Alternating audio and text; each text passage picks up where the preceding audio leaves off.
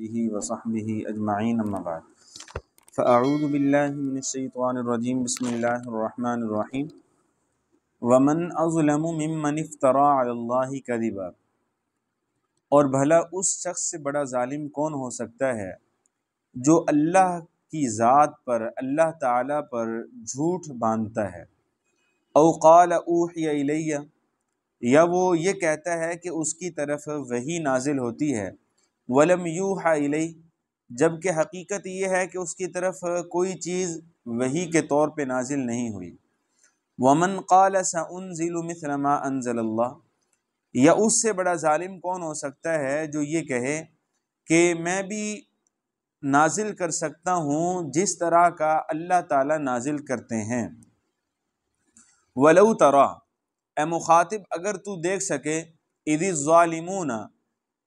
کہ جب یہ ظالم فی غمرات الموت، موت کی سختیوں میں ہوں گے، والملائکۃ باسطوا ایدیہم،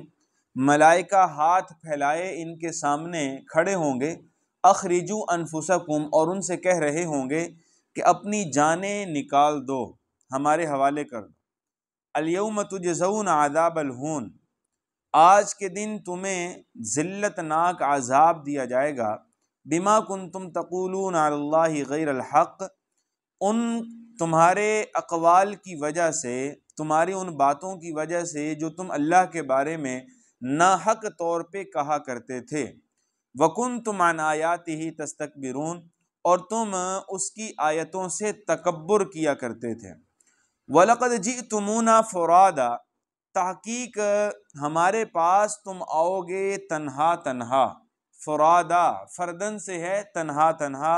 ہمارے سامنے آؤ گے، کما خلقناکم اول مرہ، جیسا کہ ہم نے تمہیں پہلی دفعہ پیدا کیا تھا۔ وترکتم ما خولناکم وراء ظہورکم، اور تم چھوڑ کر آؤ گے وہ چیزیں جو ہم نے تمہیں دی تھیں تمہارے پیچھے سے۔ اور فرمایا کہ وما نرى معكم شفعاءكم الذين زعمتم انهم فيكم شركاء، اور ہم نہیں دیکھتے تمہارے ساتھ تمہارے وہ سفارشی، شفعاءکم تمہارے وہ سفارشی، الذین زعمتم جن کے بارے میں تمہیں بڑا زعم تھا، تمہیں بڑا مان تھا، انہم فیکم شرکاء کہ وہ تمہارے اس معاملے میں شریک ہیں۔ لقد تقطع بینکم، تحقیق وہ بات تم سے منقطع ہو گئی، وہ چیز تم سے جدا ہو گئی۔ وضل عنکم ما کنتم تزعمون، اور جن چیزوں کے بارے میں تمہیں زعم تھا، تمہیں گمان تھا، وہ تم سے گم ہو گئی ہیں، تم سے کھو گئی ہیں۔ معزز سامعین، گزشتہ چند جو رکوع ہیں ان سے ہم دیکھ رہے ہیں کہ اللہ تعالیٰ نے شرک اور مشرکین کے بارے میں تفصیلی احکام اور ان کے واقعات نازل کیے ہیں، اور پھر توحید کے اسبات میں سیدنا ابراہیم علیہ السلام کا واقعہ بالتفصیل ہمارے سامنے گزر چکا ہے کہ حضرت ابراہیم علیہ السلام کی ابتدا، اور پھر توحید کا اعلان، اور پھر کیسے مشرکانہ ماحول میں انہوں نے توحید کا علم بلند کیا، اور پھر اپنے والد کو سب سے پہلے توحید کا درس دیا، پھر اپنی قوم کو دیا، اور یہ نہیں دیکھا کہ اس وقت قوم کی طاقت کیا ہے اور میں نہتا ہوں، نہیں، بلکہ اللہ کے اس جو ہے وہ پیغام کو اپنی امت تک پہنچایا ہے، اور پھر دلائل کے ساتھ پہنچایا۔ اور پھر قرآن نے کیا کہا کہ جو دلائل اس وقت ابراہیم علیہ السلام نے بیان کیے، وہ خاص طور پہ ہم نے ان کو القاء کیے تھے، یعنی اللہ نے وہ ان کے ذہن میں، ان کے دل پر ڈالے تھے، جو انہوں نے آگے امت کے سامنے، لوگوں کے سامنے بیان کیے۔ دلائل میں امت کو، قوم کو بالکل خاموش کرا دیا، کسی نے ان کی کسی بھی دلیل کا جواب نہیں دیا، اور نہ ہی وہ دے سکتے تھے، اس لیے کہ دلائل ہی ایسے بدیہی تھے کہ ان کا ظاہری طور پہ کوئی جواب ان کے پاس موجود۔ ایک ضد تھی، ایک عناد تھا، ایک ہٹ دھرمی تھی جس کی بنیاد پر وہ اپنی بات پر کھڑے تھے، باقی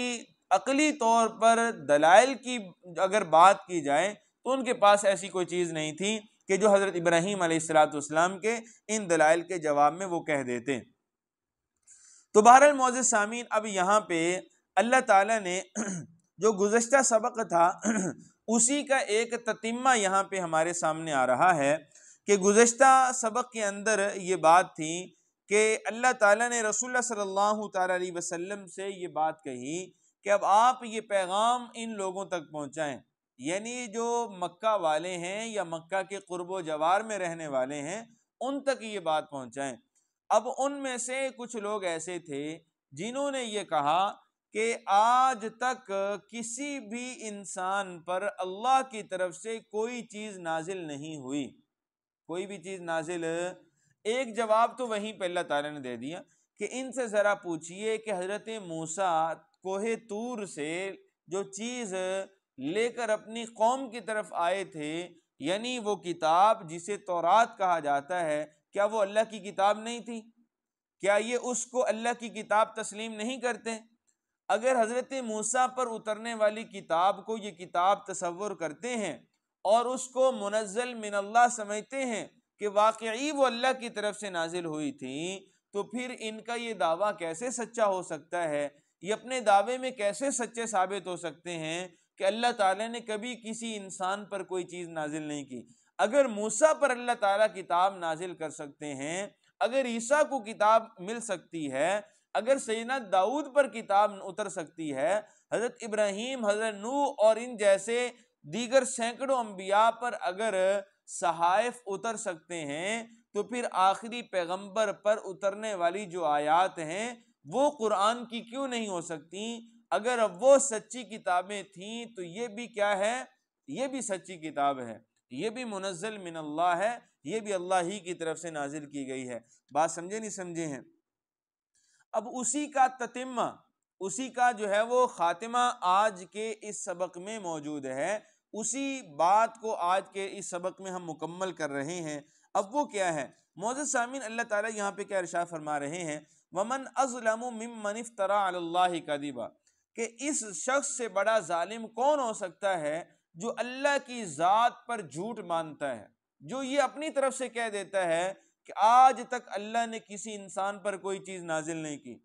ہے، یعنی اللہ کے بارے میں دعویٰ، اور وہ بھی بغیر کسی علم کے، بغیر دلیل کے، بغیر جو ہے وہ معلومات کے، اپنی نفسانی خواہشات کے طور پر یا اپنی ضد اور عناد کو صحیح ثابت کرنے کے لیے اتنا بڑا دعویٰ کرنا کہ آج تک اللہ نے کسی انسان کی طرف کوئی چیز نازل نہیں کی۔ تو اللہ تعالیٰ نے اس کے جواب میں کیا فرمایا کہ اس شخص سے بڑا کوئی ظالم نہیں ہو سکتا جو اللہ کی ذات پر جھوٹ مانتا ہے، افترا مانتا ہے۔ بات سمجھے ہیں؟ فرمایا او قال اوحی الیہ، یا وہ یہ کہتا ہے کہ اس کی طرف بھی اللہ وحی نازل کرتے ہیں۔ اب کچھ لوگ ایسے بھی تھے جو یہ کہتے تھے کہ اگر یہ نبی یہ کہتا ہے کہ میری طرف وحی اترتی ہے تو یہ کوئی بڑی بات تو نہیں ہے، ہمیں بھی جو ہے وہ وحی ملتی ہے، ہماری طرف بھی وحی اترتی ہے۔ اللہ تعالیٰ نے فرمایا کہ اگر کوئی اپنی خواہشات نفسانیہ کی تکمیل کے لیے یہ بات کہتا ہے، اپنی ضد اور عناد اور سرکشی کے طور پہ، شیطنت کے طور پہ یہ کہتا ہے کہ اللہ مجھے وحی بھیجتے ہیں، یہ بھی تو اللہ پر ایک بہتان ہے، یہ بھی تو اللہ کے بارے میں ایک جھوٹ ہے۔ جھوٹ کی نسبت کس کی طرف ہو رہی ہے؟ اللہ کی طرف ہو رہی ہے کہ اللہ تعالیٰ پہلے نے یہ کہہ دیا کہ اللہ نے کسی انسان پر کوئی چیز نازل نہیں کی، دوسرے نے یہ کہہ دیا کہ یہ وحی کون سی بڑی چیز ہے، یہ تو ہمیں بھی ملتی ہے۔ بات سمجھے؟ اللہ تعالیٰ نے فرمایا کہ یہ دونوں سب سے بڑے ظالم ہیں، ان سے بڑا کوئی ظالم نہیں۔ اور ظالم بئی معنی کہ اپنی جان پر ظلم کرنے والا، اپنی جان پر ظلم کرنے والا ہے، یعنی اتنا بڑا گناہ ہے کہ اس سے بڑا کوئی گناہ نہیں ہو سکتا۔ گناہوں کو اللہ تعالیٰ نے اور ہماری شریعت نے، ہمارے دین نے، اہل علم نے ظلم کی نسبت گناہوں کی طرف کی ہے، یعنی کہ چھوٹا گناہ ہو تو وہ آپ یوں کہہ سکتے ہیں کہ یہ چھوٹے درجے کا ظلم ہے، اور اگر بڑا ہو تو یہ بڑے درجے کا ظلم ہے، اور اگر اکبر الکبائر میں سے ہو تو پھر معزز سامعین قرآن اس صورت میں ہمارے سامنے آتا ہے وَمَنْ أَظْلَمُ مِمَّنِ افْتَرَىٰ عَلَى اللَّهِ كَذِبًا، او قال اوحی الیہ، کہ اس شخص سے بڑا ظالم کون ہو سکتا ہے جو اللہ کی طرف جھوٹ کی نسبت کرے یا اللہ پر جھوٹ کا الزام لگائے، او قال اوحی الیہ، یا وہ یہ کہے کہ مجھ پر کیا اترتی ہے، وہی اترتی ہے، ولم یوحی الیہ شیء، جبکہ اس پر کوئی وحی نہ اتری ہو، ومن قال سانزل مثل ما انزل اللہ، اور فرمایا کہ اس سے بھی بڑا ظالم کوئی نہیں جو یہ کہے کہ جس طرح کا اللہ نازل کر رہے ہیں میں بھی اسی طرح کا نازل کر سکتا ہوں، یعنی جو قرآن، جو کلام اللہ کا ہے، اب اس جیسا کلام میں بھی تیار کر سکتا ہوں، میں بھی بنا سکتا ہوں۔ اللہ نے فرمایا کہ اس سے بھی بڑا کوئی ظالم نہیں ہے۔ وَلَوْ تَرَى إِذِ الظَّالِمُونَ فِي غَمَرَاتِ الْمَوْتِ، اب دیکھیے اللہ نے فرمایا کہ اے مخاطب، اے وہ انسان کہ جس کے سامنے یہ آیت آ رہی ہے، اگر تم دیکھ سکتے، اگر تمہارے اندر جو ہے وہ اتنی ہمت اور استطاعت ہوتی، اتنا برداشت کا ملکہ ہوتا کہ تم دیکھ سکتے، تمہارے لیے یہ ممکن ہوتا، تو فرمایا اِذِ الظَّالِمُونَ فِي غَمَرَاتِ الْمَوْتِ، کہ جب ظالموں کو موت آتی ہے، موت کی سختیوں میں یہ مبتلا ہوتے ہیں، اور ان کی موت کی وہ کیفیت اگر تم دیکھ سکتے تو تم ضرور یہ دیکھ لیتے کہ جب یہ موت کی سختیوں میں ہوتے ہیں، وَالْمَلَائِكَةُ بَاسِطُو أَيْدِيهِمْ، ملائکہ ان کے سامنے، یعنی جو فرشتے ہیں، قُلْ يَتَوَفَّاكُمْ مَلَكُ الْمَوْتِ الَّذِي وُكِّلَ بِكُمْ ثُمَّ إِلَىٰ رَبِّكُمْ تُرْجَعُونَ، وہ فرشتے جو موت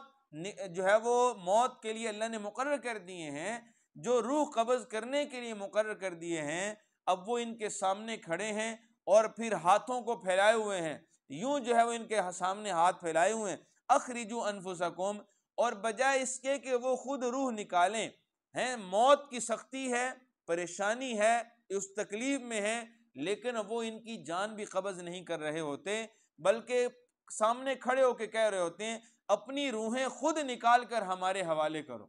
اخرجوا انفسکم، اپنی روحوں کو خود نکالو اور ہمارے حوالے کرو۔ تو معزز سامعین، اب یہ ایک ایسا کام ہے جو انسان کی طاقت سے ہی باہر ہے، انسان اپنی روح کو کبھی بھی نکال نہیں سکتا، اور پھر موت کا وقت ہو، سکرات الموت ہو، موت کی تکلیفیں ہوں، موت کی شدت ہو، اور پھر روح بھی نہ نکل رہی ہو، فرشتے یہ کہہ رہے ہوں کہ اپنی روح خود ہمارے حوالے کرو، تو اس سے بڑی تکلیف کیا ہو سکتی ہے۔ اسی لیے معزز سامعین یہاں پہ فرمایا کہ وَلَوْ تَرَى، اگر تم دیکھ سکتے ہوتے تو تم دیکھتے اِذِ الظَّالِمُونَ فِي غَمَرَاتِ الْمَوْتِ، کہ جب ظالم موت کی شدتوں اور تکلیفوں میں ہوتے ہیں، وَالْمَلَائِكَةُ بَاسِطُو أَيْدِيهِمْ، اور فرشتے ہاتھ پھیلائے ہوئے کھڑے ہوتے ہیں، اخرجوا انفسکم، اور کہہ رہے ہوتے ہیں کہ اپنی جانیں خود نکالو، الیوم تجزون عذاب الہون، آج کے دن تمہیں ذلت ناک عذاب کا بدلہ دیا جائے گا، بما کنتم تقولون علی اللہ غیر الحق، تمہارے ان باتوں کی وجہ سے جو تم ناحق طریقے سے اللہ کے بارے میں کہتے رہے، وکنتم عن آیاتہ تستکبرون، اور تم اس کی آیتوں سے کیا کرتے رہے، تکبر سے کام لیتے رہے، وَلَقَدْ جِئْتُمُونَا فُرَادَا كَمَا خَلَقْنَاكُمْ أَوَّلَ مَرَّةٍ، اور فرمایا تحقیق تم ہمارے سامنے آؤ گے تنہا تنہا، کیسے آؤ گے، تنہا تنہا آؤ گے۔ اچھا بھائی، یہاں پہ ایک مزید یہ جو گزشتہ آیت ہم نے پڑھی ہے، جس کی تفسیر مختصر میں نے آپ کے سامنے عرض کی ہے، اس کی مزید یہ ایک بات اس کے بارے میں یاد رکھیں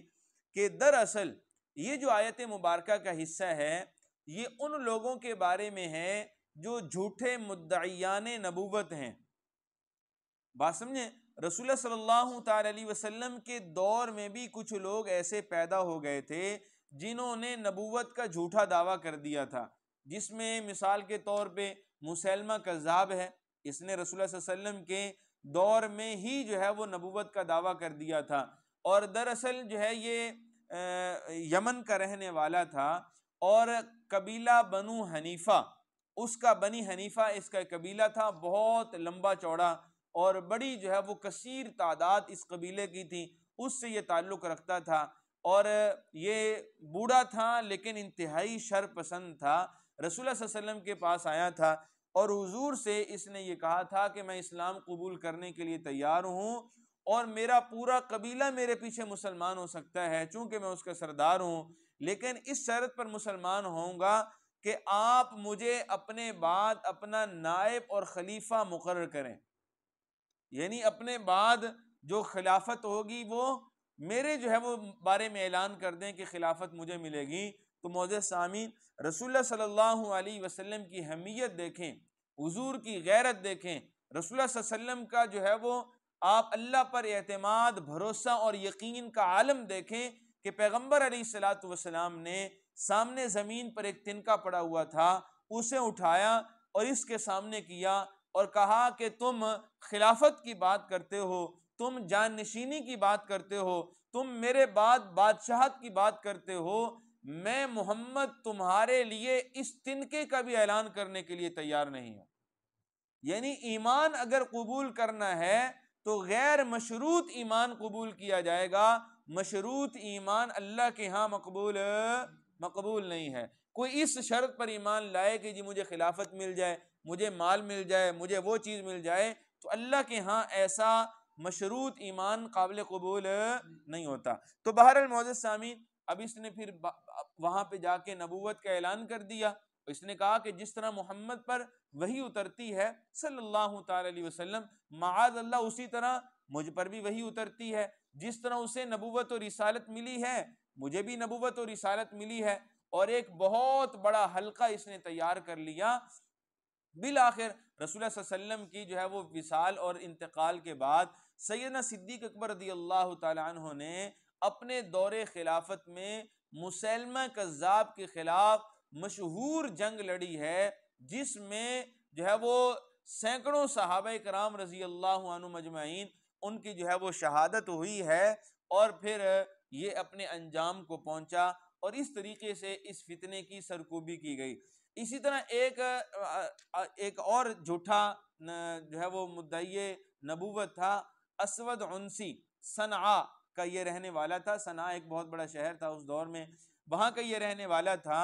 اسود عنسی۔ اس نے بھی جو ہے وہ اپنے بارے میں نبوت کا اعلان کر دیا تھا۔ رسول اللہ صلی اللہ علیہ وسلم کی وفات سے 2 دن پہلے حضور کے ایک صحابی تھے فیروز دیلمی رضی اللہ تعالیٰ عنہ، انہوں نے اس کو انجام تک پہنچایا تھا، اور پھر حضور نے وصال سے 2 دن پہلے صحابہ کو یہ خوشخبری سنائی، یہ بشارت دی کہ وہ اپنے انجام کو پہنچ چکا ہے۔ تو صحابہ نے جب بعد میں حضور کے وصال کے بعد تحقیق کی تو جب اور جس وقت میں حضور نے خبر دی تھی وہ بالکل 100% درست ثابت ہوئی کہ اسی وقت میں اور اسی دن جو ہے وہ اپنے انجام کو پہنچا تھا۔ بات سمجھیں، اس دور میں خبروں کے ایسے سورسز تو نہیں تھے جیسے آج جو ہے وہ ٹیکنالوجی کا دور ہے، اور خبر جو ہے وہ ملکوں جو ہے وہ سفر کر جاتی ہے، سیکنڈوں اور منٹوں کے اندر جو ہے وہ کہیں سے کہیں ایک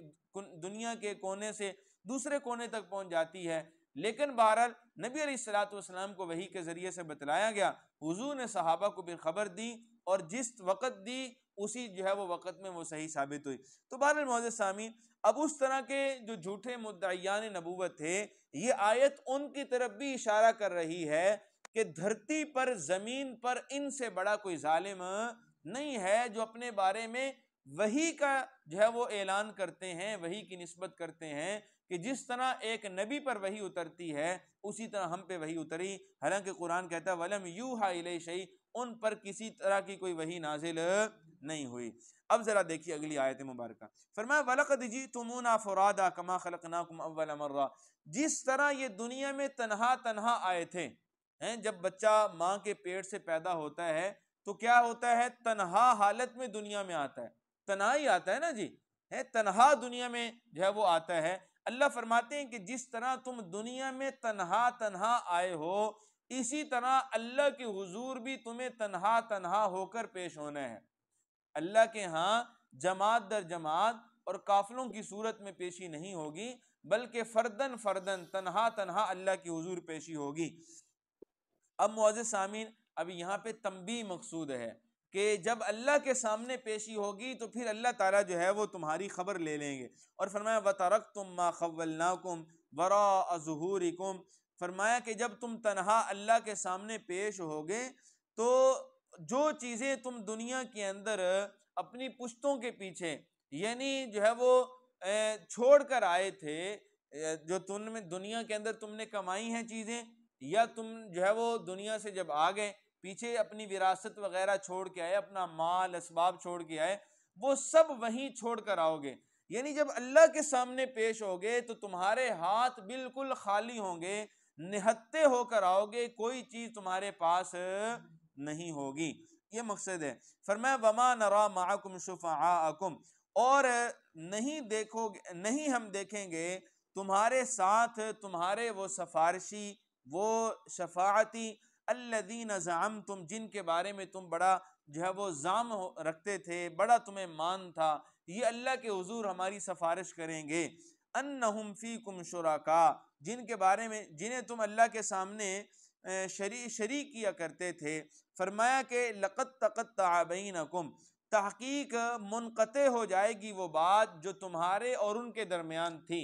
یعنی دنیا کے اندر تو تم شرک کرتے رہے، تم ان کے سامنے جو ہے وہ اپنی گردنوں کو جھکاتے رہے، ان کے سامنے جو ہے وہ عاجزی کا اظہار کرتے رہے، ان کے سامنے عبودیت کا اظہار کرتے رہے، لیکن جب کل قیامت کے دن جو ہے وہ اللہ کے ہاں پیش ہوگے تو پھر وہاں پہ کوئی مشرک اپنے ساتھ